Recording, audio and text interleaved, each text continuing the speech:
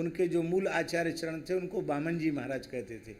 देखने में ऐसे लगते थे एक साक्षात बामन भगवान हैं।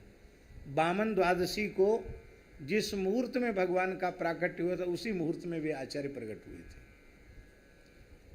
श्री किशोरी जी साक्षात बातचीत करते थे, सिद्ध सहचरी भाव था, नित्य सरयू स्नान करना, अष्टयाम सेवा करना, एक समय कनक बिहारी जी की झांकी लेना, हनुमानगढ़ी हनुमान जी को राजा बनाए ना, तो राजा के यहाँ हाजिरी जरूरी है, तो हनुमान जी के सामने खड़े होकर युगल नाम सुनाना, अब फिर लौट के अपने स्थान में आ जाना, ये नियम था उनका। एक दिन उनकी निष्ठा की परीक्षा किशोरी जी ने ली। आप शयन के लिए पधारे किशोरी जी की सेज पे पौड़ाने के लिए, तो देखा श्री किशोरी जी का, विदेहराज नंदिनी जी का, श्री राम वल्लभा जी का मुखारविंद थोड़ा सा मलिन है, मुरझा गया। तो श्री बामन जी महाराज में, जय जय स्वामिनी, आज मुखारविंद पे थोड़ी सी मलिनता, क्या कोई कष्ट है? तो श्री किशोरी जी ने कहा, कछु मत पूछो,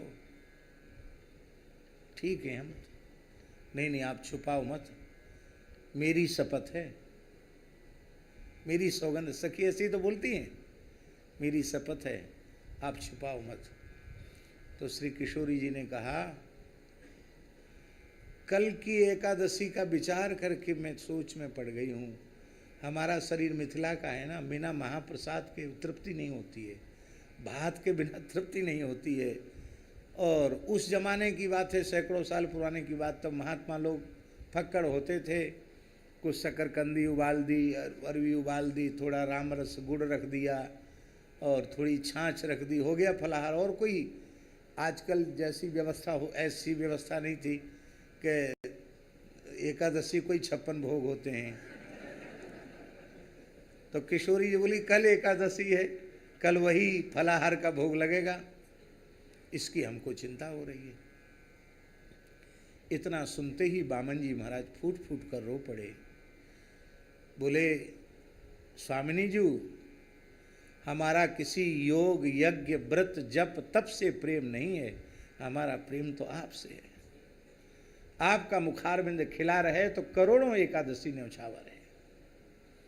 और आपने कहा कि आप सुख पूर्वक सेज पे शयन करो, हम एकादशी को सबसे अधिक व्यंजन बनाएंगे। ओ महाराज, कई तरह की भुजिया, दाल, भात, और जो मिथिला का जो प्रसिद्ध व्यंजन है वो सब, कुम्हरौरी और अदौरी, धनौरी, कुम्हरौरी, जो कुछ भी व्यंजन मिथिला के होते हैं सब तरह के बनाए, और अचार, मुरब्बा, चटनी सब पधराया, और फलाहार भी बना, दोनों चीज़ बनी।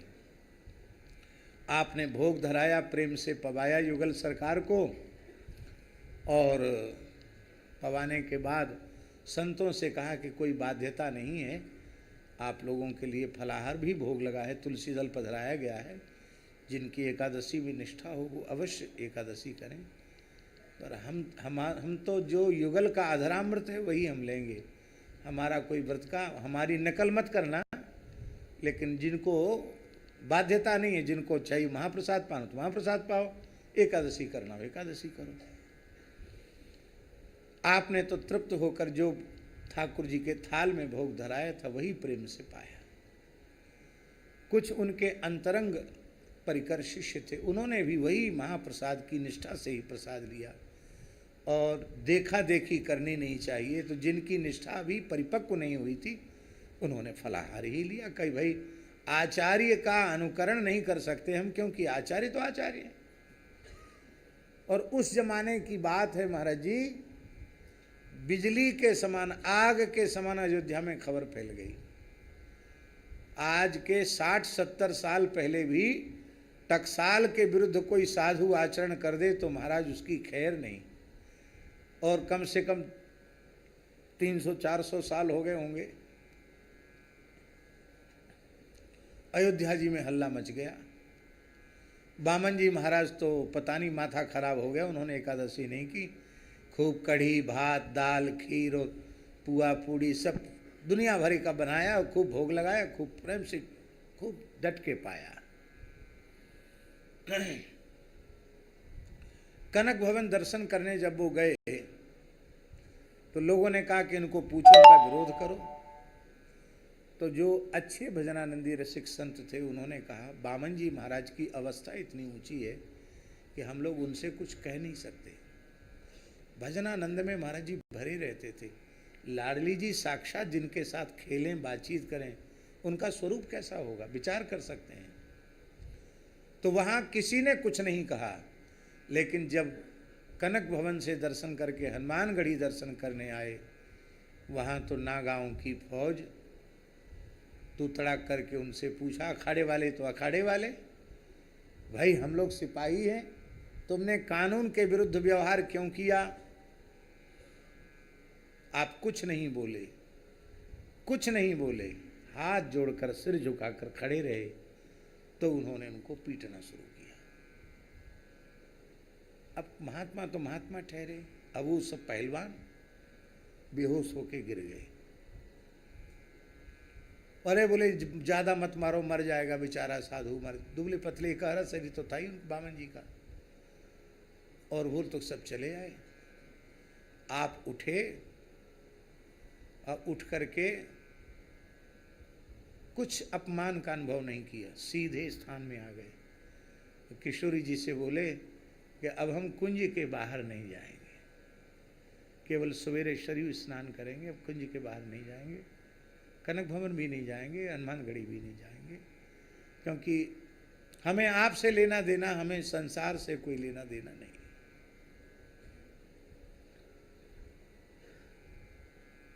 लोग कुछ कह नहीं सकते थे, कौन क्या कहे। पर हनुमान जी को महाराज संध्या को दर्शन करते थे, वो संध्या को ही मारपीट हुई। और जब हनुमान जी की शयन हो गई तो महाराज जी हनुमान जी ने भीतर से द्वार बंद कर लिए। हनुमानगढ़ी के हनुमान जी के 4 द्वार हैं आज भी मंदिर के, गर्भगृह के चारों द्वार हनुमान जी ने बंद कर लिए। हनुमान जी द्वार बंद कर लें तो खोलने की हिम्मत किसकी? पुजारियों को 2:30 बजे 2-2:30 बजे मंदिर में प्रवेश करना पड़ता है हनुमानगढ़ी में, रोज रात को 2-2:30 बजे। हनुमान जी बहुत कम सोते हैं, राजा है ना, राजाओं को कहाँ सोना मिलता है सबको। राजा बनो चाहे महाराजा बनो, सोना मुश्किल हो जाएगा। तो हनुमान जी को भी वहाँ कम सोने देते हैं, उनको जगाते रहते हैं, ज़्यादा कम सोते हैं हनुमान जी। 10-11 बजे तो शयन होती है और 2-2:30 बजे मंदिर में प्रवेश कर जाते हैं पुजारी लोग। पूजा की विधि बड़ी विलक्षण है हनुमान जी की। अब बहुत कोशिश करने पर भी द्वार नहीं खुला, हाहाकार मच गया। अयोध्या के साधु इकट्ठे हो गए, किसी प्रकार से द्वार नहीं खुला। तब आर्त स्वर में सबने हनुमान जी को पुकारा, प्रभु क्या बात है? तब हनुमान जी की आवाज़ सुनाई पड़ी, बामन जी के संपूर्ण प्रहार को मैंने अपने श्रीअंग पर सहन किया है। तुम उनकी महिमा नहीं जानते हो। आज के बाद किसी को मेरे दर्शन कभी सुलभ नहीं होंगे। प्रायश्चित बताओ महाराज। बोले यहाँ से दंडोती करते हुए बामन जी के स्थान तक जाओ, पालकी में उनको बिठा कर लेके आओ, क्षमा मांगो। वे जो कुछ करते हैं वही विधि है और वो जो नहीं करते हैं वही निषेध है, उनके पीछे मत पड़ो। हनुमान जी की आज्ञा सबको स्पष्ट सुनाई पड़ी। सब प्रणाम करते हुए वहाँ गए। पर बामन जी तो बामन जी ठहरे। बोले राजा के यहाँ हम तो गरीब साधु हैं, पैदल चल के आए। कहते हैं हनुमान जी ने सबके देखते हुए उनको अंक में भर लिया, आलिंगन कर लिया। आज भी अयोध्या जी में बामन जी के स्थान में एकादशी नहीं होती है। फलाहार बनता है, जो लोग पहुँच गए एकादशी वाले उनको एकादशी, बाकी सब प्रसाद पाते। और महाराज जी वहाँ के आचार्य की नियमावली में लिख दिया गया, यहाँ का आचार्य पदार्थ ग्रहण नहीं करेगा, प्रसाद ही ग्रहण करेगा, प्रसाद ही ग्रहण करेगा। इस महाप्रसाद की निष्ठा को श्रीमन महाप्रभु जी ने प्रकट करके दिखाया। हमने रसिक माधवदास जी को पता होगा, कौन संत थे जिन्होंने सुनाई थी? अपने राधा वल्लभी संत, रासमंडल वाले, श्री सेवक सरन जी। श्री सेवक सरन जी ने हमको सुनाया के जतिपुरा में मुखार बिंद पर श्री गिरिराज जी का 56 भोग गोसाई विठलनाथ जी ने धराया, अन्नकूट धराया। और उस अन्नकूट में कोई चील बाज पक्षी कोई लेके आया और 2 चीलों का झगड़ा हुआ और मांस का कुछ अंश था लोथड़ा, वो प्रसाद के ऊपर ही गिर गया। अब ये हुआ कि अब ये भगवान को भोग तो लग चुका है, अब यह प्रसाद लेना चाहिए कि नहीं लेना चाहिए। तो अनेक प्रकार की बातें लोगों ने कहीं, इसको निकाल दो, पूरा दूषित हो गया, लेना चाहिए कि नहीं लेना चाहिए, बहुत सी बातें हुई, निर्णय नहीं हो पाया।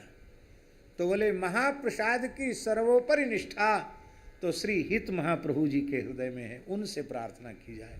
महाराज निर्णय नहीं हो रहा, समाधान करिए। महाप्रभु जी ने आते ही देखा महाप्रसाद है, साष्टांग प्रणाम किया, नेत्रों से प्रेमाश्रुधार बहने लगी और कहा कि प्रसाद में विकार हो ही नहीं सकता है। वहाँ गए तो वहाँ मांस नहीं था, वो श्री जी के चरण कमल का सहस्रदल कमल था। उस कमल को आपने मस्तक पर लिया और मुखार बिंद में प्रसाद दिया, सबने प्रसाद लिया और फिर राधा कुंड आकर थोड़ी देर विराजे, जहाँ आज भी बैठक है। कितनी विलक्षण बात है। सर्वसु महाप्रसाद प्रसिद्धता के अधिकारी, विधि निषेध नहीं दास, अनन्य उत्कट व्रतधारी। इसलिए महाप्रभु जी के संबंध में लिखा है, काहू लियो जप काहू लियो तप काहू महाव्रत साधि लियो है, काहू लियो गुण काहू लियो धन काहू महा उन्माद हियो है। रंचक चारु चकोरन दंपति संपत्ति प्रेम पीयूष पियो है। श्री राधिका वल्लभ लाल के थाल को हित हरिवंश प्रसाद लियो है। श्री राधिका वल्लभ लाल के थाल को श्री हित हरिवंश प्रसाद लियो है। जय जी, कोई बात नहीं।